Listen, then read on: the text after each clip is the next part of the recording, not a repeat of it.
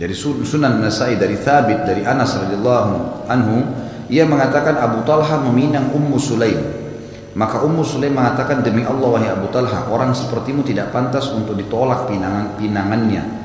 Tapi engkau adalah laki-laki kafir dan aku adalah wanita muslimah. Tidak halal bagiku menikah denganmu. Jika engkau masuk Islam maka itulah maharku dan aku tidak meminta selainnya. Abu Talha pun masuk Islam dan itulah maharnya.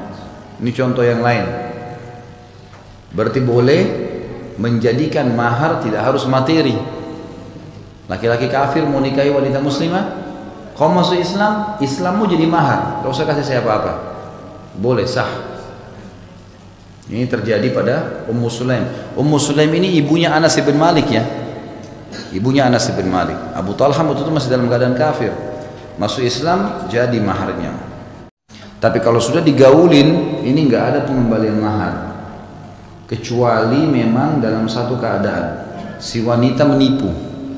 Misal dia tadinya sebelum menikah kita tahunya dia perawan misalnya, lalu kemudian ada pertanyaan yang dilemparkan kepada keluarga, anak ini masih perawan, tidak pernah berhubungan sama laki-laki? Iya, belum pernah. Keluarganya jamin, anak laki-laki perempuan ini jamin.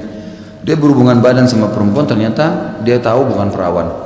Maka di sini ada manipulasi data, atau bukan seperti apa yang telah diketahui. Misal dia nggak cerita kalau tangannya tangan palsu atau kakinya kaki palsu. Misal setelah menikah baru ketahuan kalau ini adalah bukan asli misalnya. Nah, ini ada manipulasi. Kalau seperti ini, walaupun sudah bergaul, sudah digauli, karena ada manipulasi, wajib si perempuan mengembalikan semua mahar, totalitas mahar, nggak boleh.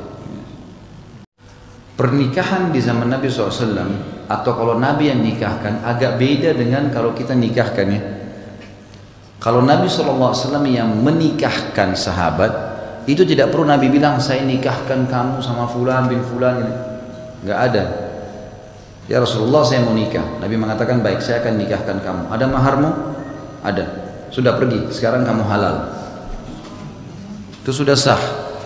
Khusus Nabi, khusus Nabi. Ini soalnya ohnya lain ini. Khusus Nabi. Jadi hanya Nabi SAW. Nabi juga kalau menikah dengan istri-istrinya tidak ada akad nikah. Nabi SAW dengan sebagian besar istrinya beliau tidak akad nikah, seperti sama Zainab misalnya. Ayat turun dari langit menikahkan Nabi. Allah yang nikahkan. Jadi orang langsung tahu ini istri Nabi. Seburuk-buruk makanan walimah ialah yang dilarang orang untuk memakannya, tidak dibuka untuk umum.